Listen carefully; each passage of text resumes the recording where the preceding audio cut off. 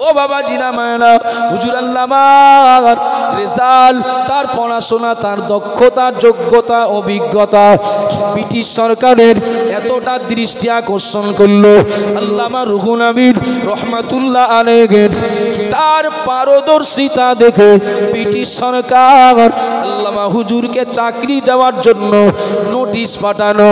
ও বাবা জিনা মায়না, আজ যে কোনো একটা চাকরির জন্য, একটা কর্মসংস্থানের জন্য কত মানুষকে তোষামত করতে হয়, কত মানুষের পায়ে পড়তে হয়, কত টাকা ঘুষ দিতে হয়, কত মিথ্যার আশ্রয় নিতে হয়।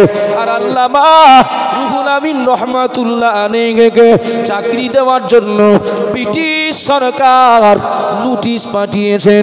ও বাবা জিনা মায়লা, আল্লামা হুজুর নিজে সিদ্ধান্ত না নিয়ে তিনি ওই নোটিশটা নিয়ে বা ওই বার্তাটা নিয়ে ফুরফুরা শরীফে চলে গেলেন। ও বাবা, ও আল্লামা রুহুল আমিন রহমাতুল্লাহ আলাইহি ফুরফুরা শরীফে চলে গিয়ে মুজাদ্দিদুজ্জামান দাদা হুজুর পীর কেবলা রহমাতুল্লাহ আলাইহির সঙ্গে দেখা করলেন। ও আমার পীর, আমার মুর্শিদ মুজাদ্দিদুজ্জামান, হুজুর ব্রিটিশ সরকার আমাকে চাকরি দেবে বলছেন, ব্রিটিশ সরকার আলিয়া মাদ্রাসাতে আমাকে চাকরি দেবে বলছেন। আল্লামা রুহুল আমিন রহমাতুল্লাহ আলাইহি মুজাদ্দিদুজ্জামানকে যখন এ সংবাদ শোনালেন এবং জানতে চাইলেন হুজুর আমি কি করব, মুজাদ্দিদুজ্জামান বলেছিলেন, ও বাবা বড় মাওলানা, যদি মনে করো চাকরি করবে, তোমার দিন চলবে ভালো, গাড়ি হবে, বাড়ি হবে, তোমার জমি জায়গা হবে, বিলাসবহুল জীবন যাপন চলবে, আমি আবু বকর আমি যদি মনে করি আমি আমার মতো চলবো, আল্লাহ আমাকে যা অর্থ সম্পদ দিয়েছেন আমারও চলবে বাবা। কিন্তু বাংলার মানুষ পথ ভোলা, বাংলার মানুষ, এই মুসলমান সমাজের মানুষ কেউ বা ধুতি ছেড়ে দিয়ে, লুঙ্গি ছেড়ে দিয়ে ধুতি পড়তে শুরু করেছে। এই বাংলার মুসলমান ধান কেটে লক্ষ্মীর গলায় ধান জ্বলানো শুরু করেছে। এ বাংলার মুসলমান খেজুর গাছের রসের গুড় তৈরি করে ওরা ফরিদের সিন্নি দিচ্ছে। ও বাবা বড় মাওলানা, তুমি যদি মনে করো তুমি তোমার মতো চলবে, আলিয়ায় চাকরি করবে, মাস গেলে একটা বিরাট মোটা টাকা পাবে, তোমার চলবে ভালো, আমারও চলবে ভালো, নবী তো আর দুনিয়ায় আসবেন না, আমি আবু বকর আমি যদি আমার মতো চলি, তুমি যদি তোমার মতো চলো, তে বাংলার পথ হারা মানুষগুলোকে পথ দেখাবেন কে? আব্বাজান ভাইরা মনে রাখুন, আমার মা বোনেরা মনে কি দিন, দুনিয়াটা পরীক্ষার ঘর। এই পরীক্ষার ঘরে আমরা আছি, কেউ মাস্টার, কেউ বা ডাক্তার, কেউ বা উকিল, কেউ বা ইঞ্জিনিয়ার, কেউ বা ব্যবসায়ী, কেউ বা চাকরিজীবী, যে যাই হই না কেন, আমরা কে কোন কোন কর্মের সঙ্গে নিয়োজিত, আমরা কে কোন পরিচয়ে পরিচিত, আমার আল্লাহ পরিষ্কার করে দিলেন। কার কততলা বাড়ি, কার কতটা জমি জায়গা, কার পিছনে কতটা জনসমর্থন রয়েছে, কার কতটা ভক্ত অনুরক্ত রয়েছে, আমার আল্লাহ ওই সবগুলো দেখেন না, দেখবেন না।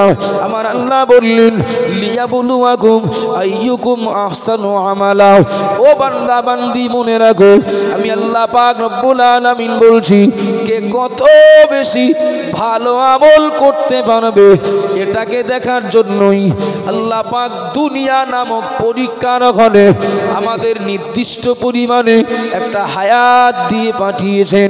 এখন এই পরীক্ষার ঘরে আপনি কে, আমি কে, ওটা আপনি আমি দেখতে পারি, কিন্তু আল্লাহ দেখবেন পরীক্ষাটাকে কেমন দিচ্ছে।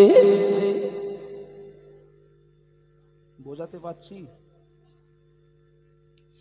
ও বাবাজিরা ভাইরা মনে রাখুন, আপনাদের জানাত এরপরেও আমার বলতে ইচ্ছা করছে, আল্লাহ নবী মুহাম্মদুর রাসূলুল্লাহ সাল্লাল্লাহু আলাইহি ওয়াসাল্লাম, নবী আমার ইন্তেকালের কয়েকদিন আগে সাহাবায়ে কেরাম দিগকে কাছে ডাকলেন।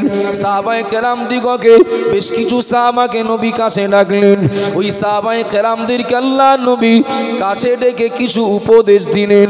নবী পাক কিছু কথা বললেন, কিছু পরামর্শ দিলেন, সঙ্গে একটা ওসিয়াত করলেন। ও বাবা জিনা মায়েরা মনে রাখুন, এখন এ কথা আপনাদের জানা রয়েছে, আমি জেনেই বলছি, আমি স্বীকার করে নিয়েই বলছি। একটা বিষয় বোঝানোর জন্য আমি দৃষ্টান্তটা আনতে চেয়েছি। ও বাবা জিনা মায়েরা, আল্লাহ নবী মুহাম্মদ রাসূলুল্লাহ সাল্লাল্লাহু আলাইহি ওয়াসাল্লাম নবী আমার সাহাবাদের উদ্দেশ্যে ওসিয়াত করলেন, সাহাবাদের উদ্দেশ্যে কিছু উপদেশ দিলেন, সঙ্গে একটা ওসিয়াত করলেন। ওই ওসিয়াতটা হলো আল্লাহ নবী বললেন, আমি মুহাম্মদ রাসূলুল্লাহ সাল্লাল্লাহু আলাইহি ওয়াসাল্লাম আমি একদিন দুনিয়ার জমিন থেকে চলে যাব, আমি দুনিয়া থেকে বিদায় নেব, কিন্তু আমার ইন্তেকালের পরে, আমার ওফাতের পরে আমার এই জুব্বা যেন ওয়েসকারীকে দেওয়া হয়।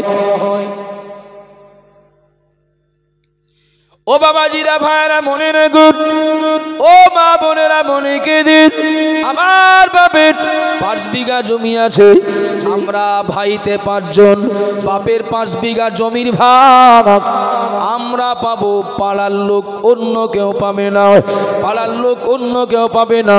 আমার বাপের 5টা ইট ভাটা আছে, আমরা ভাইতে 5 জন, আমরা 5 ভাগ, বাপের ইট ভাটার ভাগ একটা করে পাবো। আমার পরিবারের বাইরে, আমার এই 5 ভাইয়ের বাইরে পাড়ার লোক, গ্রামের লোক কেউ ইট ভাটার ভাগ পাবে না। কিন্তু মনে রাখা দরকার, আল্লাহ নবী ইন্তেকাল করলেন, প্রিয় নবীর কলিজার টুকরি আম্মা জান ফাতেমা রাদিয়াল্লাহু তাআলা আনহা, নবীর নিকটতম সাহাবা হযরত আবু বকর হুজুরের কাছে চলে গেলেন। যে বলছেন আপনি তো নবীর একদম কাছের ছায়া সঙ্গী, আমার আব্বা ইন্তেকাল করেছেন, তো আমার আব্বার রেখে যাওয়া সম্পদ কোথায় কি আছে না আছে সব থেকে বেশি খবর রাখবেন আপনি। এটা তো স্বাভাবিক, কথা বলেন না, এটা তো স্বাভাবিক। আম্মা জান ফাতেমা বললেন, আমার আব্বার কোথায় কি সম্পদ আছে আমাকে ভাগ দেন, কি আমার পাওনা আমাকে দেন। কথা অনেক। হযরত আবু বকর সিদ্দিক রাদিয়াল্লাহু আনহু ফাতেমাকে সার সংক্ষেপ জবাব দিলেন, তোমার আব্বা টাকা পয়সা, সোনা দানা, জমি জায়গা, অর্থ সম্পদ কিছুই রেখে যাননি যে তোমরা সেই পরিবারের বলে সম্পদের ভাগ পাবে। আব্বা রেখে গেছেন ইলম, অর্থাৎ কোরআন এবং হাদিসের শিক্ষা। পৃথিবীর যে প্রান্তেরই যেই হোক, যারা কোরআন এবং হাদিসের জ্ঞান অর্জন করবে তারা নবীর উত্তরসূরি হবে। সুবহানাল্লাহ বলেন, একটু মহব্বত করে বলেন না সুবহানাল্লাহ। অর্থাৎ অন্য পরিবারের উত্তরসূরি আর নবী পরিবারের উত্তরসূরির ব্যাখ্যা কিন্তু আলাদা। আব্বাজান ভাইরা মনে রাখুন, আমার মা বোনেরা মনে কে দিন, যিনি যেখানেই রয়েছেন, আমি খুব সংক্ষিপ্ত সময়ে এই কথাটা বলে বক্তব্য শেষ করব। আল্লাহ নবী ওসিয়াত করলেন, আমার ইন্তেকালের পর এই জুব্বাটা যেন ওয়েসকারীকে দেওয়া হয়।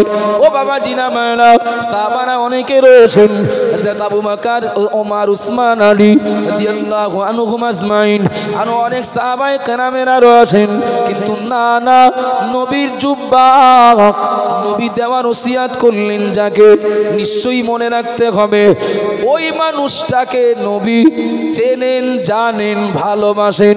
আর কেউ না চিনতে পারেন, আর কেউ না বুঝতে পারেন, আর কেউ তার সম্পর্কে না জানতে পারেন, কিন্তু নবী আবার তার জুব্বা এমনি এমনি পরিবার বা নিকটবর্তী কাউকে বঞ্চিত করে নবী এমনি এমনি ওয়েসকারীকে দেওয়ার কথা বলেননি। তিনি নেওয়ার পাত্র বা নেওয়ার মতো যোগ্যতা আছে তাই নবী দিতে বললেন। কথা বলেন। ও বাবাজিরা ভাইরা মনে রাখুন, আল্লাহর নবী ইন্তেকাল করলেন। নবীর ইন্তেকালে পর হযরত আলী এবং ওমর রাদিয়াল্লাহু আনহুমা এই দুইজন সাহাবা জুব্বা মোবারকটা নিয়ে ওয়েস কারনীর গ্রামে পৌঁছে গেলেন। ওয়েস কারনীর গ্রামে চলে গেলেন। কারো কারো কাছে জিজ্ঞাসা করেছেন ওয়েস কারনীর বাড়ি কোনটা, ওয়েস কারনীর বাড়ি কোনটা, ঘর কোনটা। কেউ বা ঠাট্টা করেছেন, কেউ বা উপহাস করেছেন। এই দুইজন ব্যক্তি আমাদের গ্রামের ওই পাগলটারে খোঁজ করে কেন, আমাদের গ্রামের ওই পাগলটার খোঁজ খবর নেই কেন, সন্ধান চাই কেন। ও বাবা জিনা মায়েরা, প্রবাদ একটা কথা বলে, মানুষে মানুষ চেনে। কথা বলেন, মানুষে, পরের কথাটা আমার মনে নেই।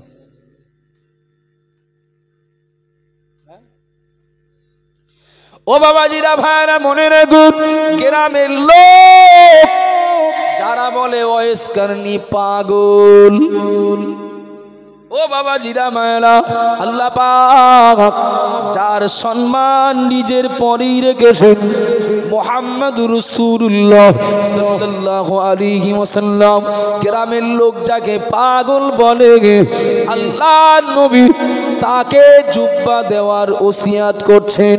একটু জোরে বলেন না, একটু মহাব্বতে বলবেন না সুবহানাল্লাহ। ও বাবাজিরা মায়েরা মনে রাখুন, হযরত আবু বকর, হযরত ওমর, হযরত আলী রাদিয়াল্লাহু তাআলা আনহুমা তাদেরকে সন্ধান দেখিয়ে দেওয়া হলো, ঠিকানা বলে দেওয়া হলো। তারা চলে গেলেন ওয়েস কারনীর মুখোমুখি। ও বাবাজিরা মায়েরা, ওয়েস কারনীর বাড়িতে পৌঁছে গিয়ে ওয়েস কারনীকে দেখলেন। না না না, বাহ্যিক দিক থেকে দুনিয়াবি জীবনে আমরা যাদেরকে নামি দামি ভিআইপি বলি, বাড়িটা বিরাট সুন্দর, চেহারাটা বিরাট সুন্দর, পোশাকটা বিরাট ভিআইপি, না না এমনটা নয়। ওয়েস কারনীর চেহারাটা পুরো সাদা মাটা। ও বাবা জিনা মায়েরা, বিরাট নামি দামি পোশাক পরিচ্ছদ ছিল না, তার চেহারাটা বিরাট ভিআইপির চেহারাতে ভিআইপির চিহ্ন ছিল না। ওয়েস কারনী তাকে দেখলেন। হযরত ওমর, হযরত আলী রাদিয়াল্লাহু আনহুমা এই দুজন ওয়েস কারনীর দিকে দেখছেন আর ভাবছেন, এই মানুষটার ভিতরে কি এমন আমল রয়েছে আমরা চিনি না। কোনোদিন তিনি নবীর কাছে গেলেন না, আর কোন যুদ্ধের ময়দানেও দেখলাম না। নবীর দরবারে কোনোদিন তাকে নবীর সঙ্গে সাক্ষাৎ হলো না। অথচ এই মানুষটার ভিতরে কি এমন আমল আছে যার জন্য আমরা যেটা পেলাম না সেটা ওয়েস কারনী পাচ্ছেন। কারণটা জানার দরকার। সাহাবাদেরকে কখনোই মনের ভুলেও ছোট করা যাবে না। আসহাবিকা নুজুম, নবী বলেছেন আমার সাহাবায়ে কেরামেরা আকাশের তারকার সমতুল্য। একটু মোহাব্বত করে বলেন না সুবহানাল্লাহ। আচ্ছা, আমার বাপকে আমি সপ্তাহে 3 দিন করে রসগোল্লা, ফল, খাবার এনে দেই, আমার বাপকে আমি দেই। পাড়ার লোক একজন সপ্তাহে 1 দিন করে ফল, 2টো রসগোল্লা এনে দেন। ভালো করে ঠান্ডা মাথায় বুঝবেন। এখন আমি তার ছেলে, আমি তো দেবই, এটা তো আমার কাছে কৃতিত্বের না। কিন্তু আমার বাড়ির, আমার পরিবারের বাইরে কেউ যদি 2টো রসগোল্লা কিনে দেন, যদি 2টো ফল কিনে দেন, এর জন্য তিনি কি প্রশংসার যোগ্য না? একটু কথা বলেন না। এর জন্য তিনি তো প্রশংসার যোগ্য। পরিবারভুক্ত আমি, আমার বাপের প্রতি, আমার মায়ের প্রতি আমার যা দায়িত্ব, আপনাদের তার সেই দায়িত্ব না। আপনারা যতটুকু দেখবেন, যতটুকু দেবেন, যতটুকু সহানুভূতি দেখাবেন, ততটুকুই প্রশংসার যোগ্য। চলেন। ওয়েস কারনী নবীকে, হ্যাঁ নবীকে দেখা, নবীর সঙ্গে থাকা, নবী ওঠা বসা, তার কমপ্লিট তার জীবন আদর্শ সম্পর্কে কাছ থেকে জানা, আর দূর থেকে না দেখে, সেই পরিবারের কেউ না হয়ে ভালোবাসা, এটা কিন্তু ঠিক ওই রকমই প্রশংসার যোগ্য। আব্বা জান ভাইরা মনে রাখুন, ও মা বোনেরা মনে কেদিন কেউ যদি মনে করেন খাজা মঈনুদ্দিন চিশতি রহমাতুল্লাহ আলাইহির রক্ত গায়ে না থাকলে খাজা মঈনুদ্দিন চিশতির ভক্ত হতে পারবে না, কেউ যদি মনে করেন বড় পীর আব্দুল কাদের জিলানীর পরিবারের কেউ না হলে বড় পীর হুজুরের ভক্ত হতে পারবেন না, কেউ যদি মনে করেন নিজামুদ্দিন আউলিয়া কুতুবউদ্দিন কাকি রহমাতুল্লাহ আলাইহিমা তাদের পরিবারের কেউ না হলে তাদের ভক্ত হতে পারবেন না, কেউ যদি মনে করেন ও বাবা জিনা মারাক ফুরফুরা শরীফের পীর মুজাদ্দিদুজ্জামান আলা হযরত দাদা হুজুর পীর কিবলা রহমাতুল্লাহ আলাইহি তার পরিবারের কেউ না হলে কিংবা বসিরহাটের আল্লামা রুহুল আমিন রহমাতুল্লাহ আলাইহি পরিবারের কেউ না হলে ফজলুর রহমান দরগাপুরি নিজ আপনার হামিদি সুফি ফজলুল করিম রহমাতুল্লাহ আলাইহি এদের পরিবারের কেউ না হলে বড় কবরার হাফেজ সাহেব হুজুর কিবলা শুয়ে আছেন হারোয়ার মাটিতে কোরাচাঁদ আব্বাস আলী রহমাতুল্লাহ আলাইহি তার পরিবারের লোক না হলে তার ভক্ত হওয়া যাবে না। কেউ যদি এমনটা ভাবেন এই ভাবনাটা সঠিক নাকি? একটু কথা বলুন। সঠিক না, বরং এই ভাবনাটা পুরো বোকামি বোকামি বোকামি। কথা ঠিক না ভুল? আল্লাহ নবী যেমন বলেছেন মান আহাব্বা সুন্নতি ফাকাদ আহাব্বানি, ও আমার উম্মত উম্মতিরা মনে রাখো আমি মুহাম্মদুর রাসূলুল্লাহ বলছি মান আহাব্বা সুন্নতি ফাকাদ আহাব্বানি, যারা আমার সুন্নাতকে ভালোবাসে তারা আমাকে ভালোবাসে। একটু জোরে বলেন না, একটু মহব্বতে বলেন না। এখানে নবী গন্ডি দিয়ে দেননি, এখানে নবী গন্ডি দিয়ে দেননি পৃথিবীর যে প্রান্ত মানুষ হন না কেন ওই মানুষটা যদি আল্লাহ নবীর সুন্নাতের অনুসরণ করেন, নবী আবার বললেন ও ব্যক্তিটা আমাকে ভালোবাসেন ওমান আহাব্বানি, আর যে আমাকে ভালোবাসবে কানা মাই ফিল জান্নাহ আও কামা কানা আলাইহিস সালাম, আমি নবী বলছি ও লোকটাকে আমি জান্নাতে সঙ্গী বানিয়ে নেব। একটু জোরে বলেন না সুবহানাল্লাহ, আরো জোরে বলুন সুবহানাল্লাহ। ও বাবা জিনা মারা মনে রাখুন হযরত ওমর এবং হযরত আলী দুইজন মুখোমুখি বসে এই লোকটার ভিতরে কি এমন আমল আছে, এই লোকটার ভিতরে কি এমন আমলের জন্য আল্লাহ নবী তাকে জুব্বা দেওয়ার ওসিয়াত করলেন। ও বাবা জিনা মারা কি বলছিলাম আমি, পরীক্ষার হলের ভিতরে কে কার ছেলে কে কার পোতা কে কার ভাই ওই বিচার কিন্তু হয় না, যে যেমন পরীক্ষা দেবে তার স্থান তেমন জায়গায় যাবে। ঠিক বলছি না ভুল বলছি? হযরত ওমর হযরত আলী রাদিয়াল্লাহু তাআলা আনহুমা ওয়াইস কারনীকে জিজ্ঞাসা করলেন ও আল্লাহর নবীর আশিক আপনার ভিতরে কি এমন আমল আছে বলুন, আপনার ভিতরে কি এমন আমল রয়েছে বলুন যে আমলের জন্য আপনি নবীর জুব্বা পাবেন।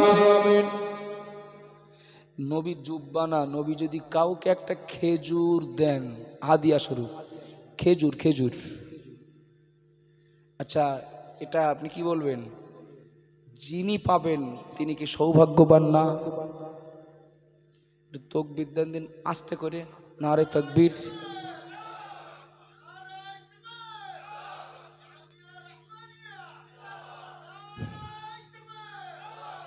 আপনাদের তো ধরে নিয়ে আসতে বললে বেঁধে নিয়ে আসবেন।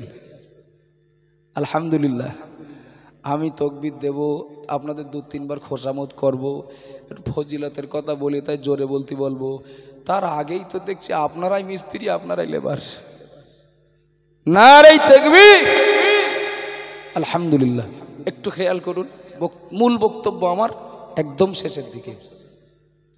ও বাবাজিরা ভাইরা মনে রাখুন, ও মা বোনেরা মনে রাখুন, আল্লাহ নবী বললেন যারা আমার সুন্নাতকে ভালোবাসে, বাড়ি তার ভারতে হোক, পাকিস্তানে হোক, শ্রীলঙ্কায় হোক, বাংলাদেশে হোক, ইরাক ইরানে হোক, আমি নবী বলছি সে আমাকে ভালোবাসে।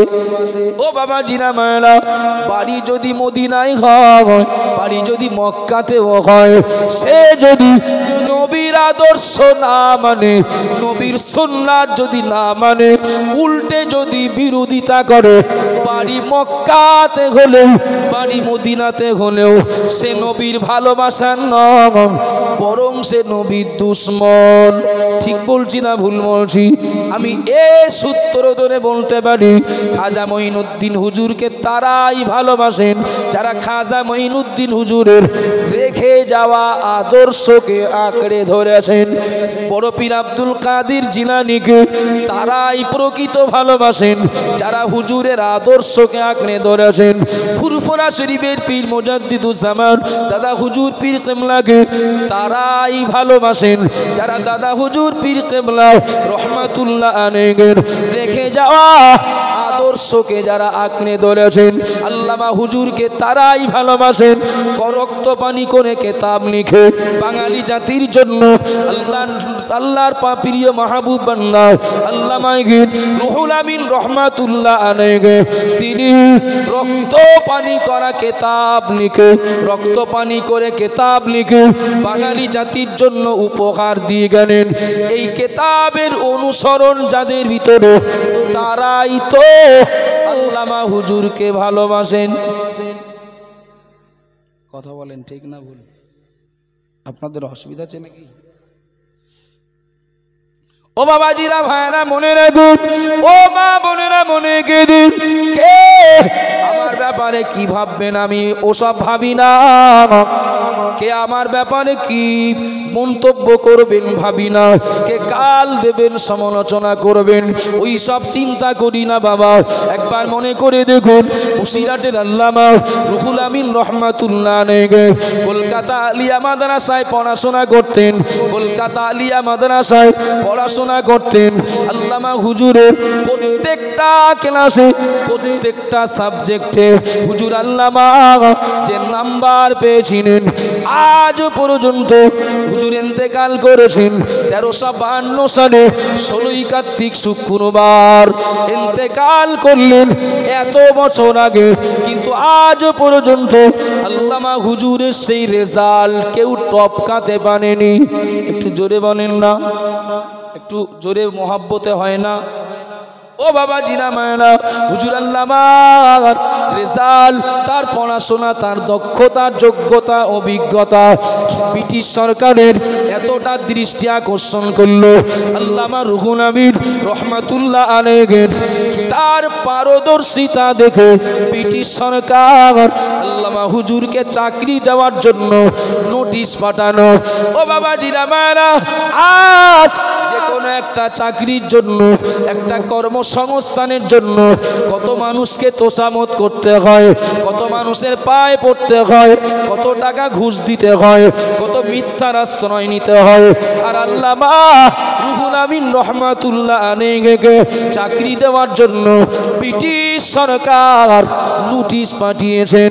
ও বাবা জিনা মায়েরা, আল্লামা হুজুর নিজে সিদ্ধান্ত না নিয়ে তিনি ওই নোটিশটা নিয়ে বা ওই বার্তাটা নিয়ে ফুরফুরা শরীফে চলে গেলেন।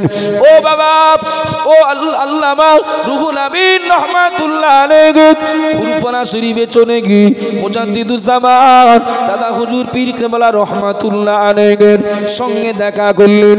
ও আমার পীর, আমার মুর্শিদ মুজাদ্দিদুজ্জামান হুজুর, ব্রিটিশ সরকার আমাকে চাকরি দেবে বলছেন, ব্রিটিশ সরকার আলিয়া মাদ্রাসাতে আমাকে চাকরি দেবে বলছেন। আল্লামা রুহুল আমিন রহমাতুল্লাহ আলাইহি মুজাদ্দিদুজ্জামানকে যখন এ সংবাদ শোনালেন এবং জানতে চাইলেন হুজুর আমি কি করব, মুজাদ্দিদুজ্জামান বলেছিলেন, ও বাবা বড় মাওলানা, যদি মনে করো চাকরি করবে, তোমার দিন চলবে ভালো, গাড়ি হবে, বাড়ি হবে, তোমার জমি জায়গা হবে, বিলাসবহুল জীবন যাপন চলবে, আমি আবু বকর, আমি যদি মনে করি আমি আমার মতো আমি আমার মতো চলবো। আল্লাহ আমাকে যা অর্থ সম্পদ দিয়েছেন আমারও চলবে বাবা। কিন্তু বাংলার মানুষ পথ ভোলা, বাংলার মানুষ এই মুসলমান সমাজের মানুষ কেউ বা ধুতি ছেড়ে দিয়ে লুঙ্গি ছেড়ে দিয়ে ধুতি পড়তে শুরু করেছে। এই বাংলার মুসলমান ধান কেটে লক্ষ্মীর গলায় ধান জ্বলানো শুরু করেছে। এ বাংলার মুসলমান খেজুর গাছের রসের গুড় তৈরি করে ওরা ফরিদের সিন্নি দিচ্ছে। ও বাবা বড় মৌলানা, তুমি যদি মনে করো তুমি তোমার মতো চলবে, আলিয়ায় চাকরি করবে, মাস গেলে একটা বিরাট মোটা টাকা পাবে, তোমার চলবে ভালো, আমারও চলবে ভালো, নবী তো আর দুনিয়ায় আসবেন না। আমি আবু বকর, আমি যদি আমার মতো চলি, তুমি যদি তোমার মতো চলো, তে বাংলার পথ হারা মানুষগুলোকে পথ দেখাবেন কে? চলেন, এইটা এই পর্যন্ত রেখে দিচ্ছি। ওয়াইস কারনির সাথে আবু বকর, আলী এবং ওমর রাদিয়াল্লাহু আনহুমার কথা হচ্ছে। কি কথা?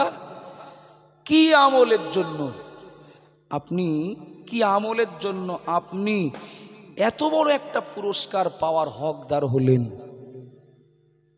ও বাবাজিরা, ভাইরা, মনে রাখুন, আল্লাহর নবী এই দুইজন সাহাবা জিজ্ঞাসা করলেন, ওয়াইস কারনি জবাব দিয়ে দিলেন, কে আপনারা চিনি না, কে আপনারা আপনাদের পরিচয় জানি না।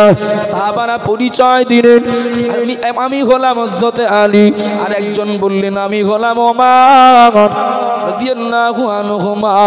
ওয়াইস কারনি বললেন, আপনারা নবী সাহাবা, কি আমল আমি করি আমাকে শুনতে যাচ্ছেন? শুনে রাখুন, নবীকে চোখে না দেখতে পারি, নবীর সঙ্গ দিতে না পারি, নবীর কাছাকাছি না যেতে পারি, কিন্তু আমি ওয়াইস কারনি দূর থেকে আমি আমার নবীকে অন্তর দিয়ে ভালোবাসি। একটু মহব্বতে বলেন। আরো অনেক কথা বলেছিলেন, যার মূল কথা হচ্ছে আমি নবীকে অন্তর দিয়ে ভালোবাসি। একটু সুবহানাল্লাহ বলেন। ও বাবাজিরা, ভাইরা, মনে রাখুন, আল্লাহর নবী পরিবারের বংশের তার জন্মভূমি থেকে অনেক দূরে। ওয়াইস কারনি তিনি নবীর জুব্বা পেলেন কেবলমাত্র নবীর প্রতি তার সেই আন্তরিকতা থাকার জন্য। কথা বলেন ঠিক না ভুল? ফুরফুরা শরীফের পীর মুজাদ্দিদুজ্জামান আবু বকর সিদ্দিক রহমাতুল্লাহ আলাইহি আল্লামা হুজুরকে বললেন, ও বাবা বড় মাওলানা, যদি তুমি তোমার মতো চলো, আমি আমার মতো চলি, বাংলার পথহারা মানুষগুলোকে পথ কে দেখাবে? বাবা বড় মাওলানা, আলিয়া মাদ্রাসার চাকরি ছেড়ে দাও, চাকরি করতে হবে না। আমি আবু বকর, আমি আমার আওলাদ, আমার খলিফারা বিশেষ করে তোমাকে প্রধান সেনাপতি হিসাবে দায়িত্ব দিই। চলো আমরা ময়দানে ঝাঁপিয়ে পড়ি, এ বাংলার শিরক বেদাত কুসংস্কারকে দূর করে এ বাংলার মানুষকে জান্নাতের সহজ রাস্তাটা দেখিয়ে দেওয়ার জন্য। একটু জোরে বলুন সুবহানাল্লাহ, আরো জোরে বলুন সুবহানাল্লাহ। ও বাবা জিনা মায়েরা, একটু খেয়াল করবেন, ওয়াইস কারনি নবীকে না দেখতে পারেন, কিন্তু আল্লাহ নবীর প্রতি তার নির্ভেজাল আন্তরিকতা ছিল বলেই নবীর জুব্বা পেলেন। ও বাবা জিনা মায়েরা, হযরত আবু বকর সিদ্দিক বলেছিলেন, ও আল্লাহ নবীর মেয়ে ফাতেমা, নবীর উত্তরসূরি তারাই যারা এলেম শিক্ষা অর্জন করবে, যারা নবীর রেখে যাওয়া নবীর অবর্তমানে দায়িত্ব পালন করবে, ওরাই নবীর উত্তরসূরি। একটু দয়া করে বলবেন নাকি মুজাদ্দিদুজ্জামান দাদা হুজুর পীর কিবলা আল্লামা রুহুল আমিন রহমাতুল্লাহ আলাইহি তারা একদিক থেকে আল্লাহ নবীর আনুগত্য করার দিক থেকে, কোরআন সুন্নাতের অনুসরণের দিক থেকে, এবং আল্লাহ রাসূলের আল্লাহর দেওয়া দায়িত্ব পালনে, আল্লাহ নবী মুহাম্মদ রাসূলুল্লাহর রেখে যাওয়া দায়িত্ব পালনে তারা কি আল্লাহ নবীর প্রকৃত উত্তরসূরি হয়েছিলেন না হননি? হয়েছিলেন। আল্লামা রুহুল আমিন রহমতুল্লাহ আলাইহির সঙ্গে নবীর বংশের কোনো সম্পর্ক আছে কিনা আমি জানি না, থাকতে পারে হয়তো। আচ্ছা, যদি নাও থাকে এটা স্বীকার করতে হবে আল্লাহর নবীর যোগ্য উত্তরসূরি, নবীর দেওয়া সংজ্ঞা অনুযায়ী আল্লামা রুহুল আমিন রহমতুল্লাহের বাড়ি হতে পারে বসিরহাট, কিন্তু তিনি প্রিয় নবী মোহাম্মদ রাসূলুল্লাহ সাল্লাল্লাহু আলাইহি ওয়াসাল্লামের একজন যোগ্য উত্তরসূরি। ওয়েসকারনি যদি কিছু পান তো জামিয়ার সকল ছাত্রদেরকে একটু অফিসের সামনে আসার জন্য বলছি। জামিয়ার সকল ছাত্রদেরকে অফিসের সামনে আসার জন্য বলছি।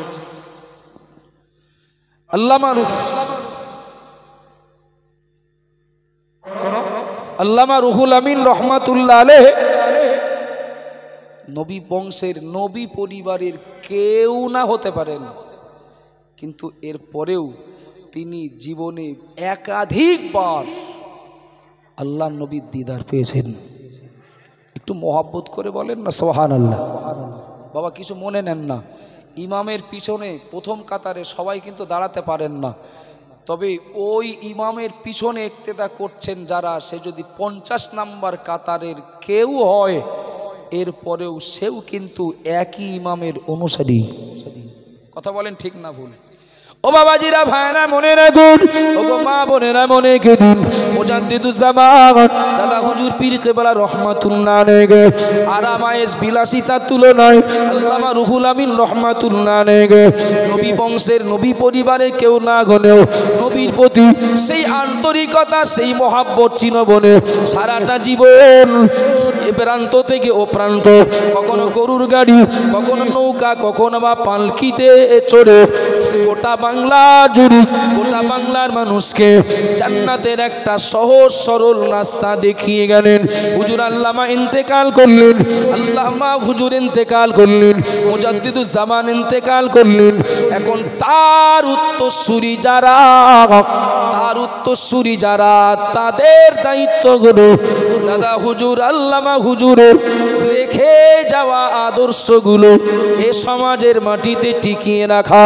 আমি দায়িত্ব নিয়ে বলতে পারি মুজাদ্দিদুজ্জামানের এবং আল্লামা হুজুরের যোগ্য উত্তরসূরি তারাই যারা দাদা হুজুর এবং আল্লামা হুজুরের রেখে যাওয়া আদর্শের উপরে এ সমাজে প্রতিষ্ঠিত থাকবেন।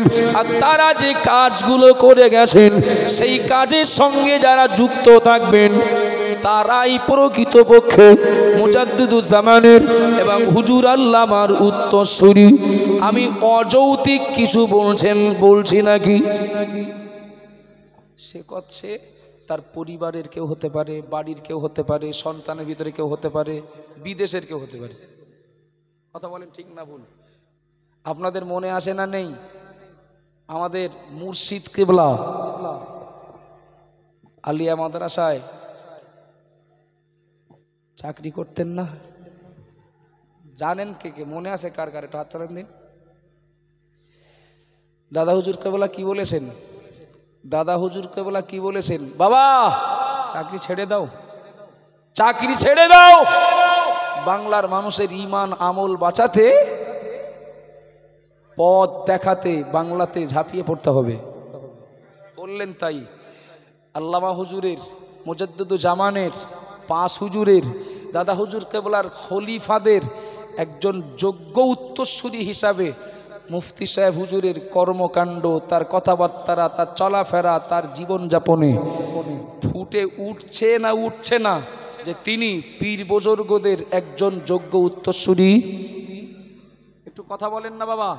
উত্তরসূরি হিসাবে প্রথমত তিনি রাতের বেলা সভা করবেন 2-3টে করে, দিনের বেলা আলিয়া মাদ্রাসায় চাকরি করবেন। কি সুখের সংসার, কি সুন্দর জীবনযাপন চলবে। চাকরি ছেড়ে তিনি একদিকে জামিয়া রহমানিয়ার মতো এত বড় একটা প্রতিষ্ঠানের বোঝা শুধু তার ঘাড়ে নয়, আমরাও ছোটখাটো হলেও যে প্রতিষ্ঠানগুলো পরিচালনা করি আমরা হয়তো সামনে থেকে কাজ করি, কিন্তু আমাদের বুক বলবলো আসে পিছনে হুজুর আছেন। হুজুর শুধু জামিয়া রহমানিয়ার ডিরেক্টর নন, ও সংগঠন পরিচালিত সব মাদ্রাসা, সব কেরালা মডেল মক্তব বা কেরালা মডেলগুলোর তিনি ডিরেক্টর, জামিয়ার ডিরেক্টর না। ছাড়েন, শেষ করছি আমি। আচ্ছা একটু বলবেন, সত্যই যদি দাদা হুজুর আল্লামা হুজুরকে ভালোবাসতে হয়, তাহলে কথাটা মুখে বললে হবে না, আদর্শকে আঁকড়ে ধরে প্রমাণ দিতে হবে। কথা বলেন ঠিক না ভুল? আল্লাহ রসুলকে ভালো যদি বাঁচতে হয়, যদি আমি দাবি করি, বললেই হবে না, মান আহাব্বা সুন্নতি ফাকাদ আহাব্বানি। যারা নবীর সুন্নাতকে আঁকড়ে ধরবে তারাই নবীকে ভালোবাসে। এখানে আপনারা যারা আছেন স্বীকার করে নিলেন মুফতি সাহেব হুজুর কি আমাদের মুর্শিদ কেবলা হুজুর, তিনি দাদা হুজুর আল্লামা হুজুর নন, ওই সকল হুজুর কেবলাদের উত্তরসূরি হিসাবে তিনি তার দায়িত্ব পালন করে যাচ্ছেন। বাবা একটু বলবেন, আমরা কি একটু তার ভক্ত হিসাবে, তার ভালোবাসার মানুষ হিসাবে আমাদেরকে একটু মন চাই না যে আমরা একটু মুফতি সাহেব হুজুরের পিছনে থাকবো? আমরা চেষ্টা করে হুজুরের মতো হতে পারবো? একটু কথা বলেন না, পারবো না তো। হুজুরের একটা ছাত্রও হতে পারবো না, কিন্তু হুজুরকে, হুজুরের প্রতি ভক্তি মহাব্বত ভালোবাসা আসে না নেই? কার কার আছে একটু হাত তোলেন দিন। তাকবীর দেন, নারাই তাকবীর। আমি বিরক্ত করছি না, নারাই তাকবীর। আব্বাজান মায়েরা মনে রাখুন, ওগো মা বোনেরা মনে রেখে দিন, আল্লামা রুহুল আমিন রহমাতুল্লাহ আলাইহি মুজাদ্দিদ জামানের কথা মেনে চাকরি ছেড়ে দিলেন, আরামায়েশ বিলাসিতা জীবন ছেড়ে দিয়ে এ বাংলার ঈমান আর আমল হারা মানুষগুলোকে ঈমানের ব্যাপারে অক্সিজেন দিতে, আমলের প্রতি উদ্বুদ্ধ করতে তিনি সব ত্যাগ করলেন। এমনকি জীবনের শেষ মুহূর্তে দেখা গেল রক্তটাও পানি হয়ে গেছে। ও বাবা জিরা মায়েরা মনে রাখুন, ওই সেই কথাটা বলতে গিয়ে আমি ছেড়ে এসেছি। ওয়াইসকারনি বলেছিলেন, আমি আল্লাহর একজন নগণ্য বান্দা, আমি আল্লাহর নবীকে অন্তর দিয়ে ভালোবাসি। প্রমাণ স্বরূপ গালের দাঁত ভেঙেছিলেন। কথা বলেন, প্রমাণ স্বরূপ গালের দাঁত ভেঙেছিলেন। ও বাবাজিরা ভাইরা, নবীর গালে যে দাঁত নাই সে দাঁত আমার গালে থাকবে না। আমরাও হুজুর কেবলাকে ভালোবাসি, আমরাও হুজুর কেবলাকে ভালোবাসি। আমি দাঁত ভাঙতে বলবো না, আমি একা একটা জামিয়ার দায়িত্ব নিতে বলবো না, জামিয়ার হোস্টেল চালানোর দায়িত্ব নিতে বলতে পারবো না। ও বাবাজিরা ভাইরা, জামিয়া রহমানিয়ার একজন ওস্তাদ হিসাবে পড়ানোর দায়িত্ব নেওয়ার কথা বলবো না। এখানে এতগুলো মানুষ রয়েছেন, যদি মনে হয়, যদি দাবি করি আমরা মেনে নিয়েছি, আমরা স্বীকার করে নিচ্ছি, মুখের নয়, এটা অন্তরের কথা।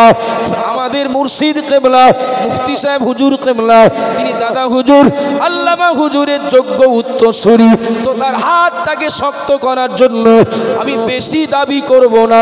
2-5 মিনিটের জন্য এখানে যত মানুষ রয়েছেন, আল্লাহর কোন বান্দা আসেন নাকি? বেশি নয়, আমি দুজনের কাছে চাইব 5000 করে টাকা। আসেন নাকি? এখন নগদ যদি নাও থাকে দিতে হবে না, কাল দেবেন, পরশু দেবেন, আপনার সময় সুযোগ মতো দেবেন। সত্যি যদি মনে হয় আমি মুফতি সাহেব হুজুরকে ভালোবাসি, ওই মানুষটা তার 600 কখনো 500 সুগার নিয়ে তিনি সংগঠনের জন্য, জামিয়ার জন্য আপোষহীন সংগ্রাম চালিয়ে যাচ্ছেন। কিছুটা হলে তার বোঝাটা হালকা করার জন্য আল্লাহর একজন বান্দা 1 নম্বরে বলবেন নাকি আমি 5000 টাকা দেব? আমি মুখের ভক্ত নয়, আমি অন্তর দিয়ে ভক্তি করি। সকল ছাত্ররা যারা জিমে আছে তারা ছাড়া সব স্টেজে চলে যাও, মাহফিলে গিয়ে বসো।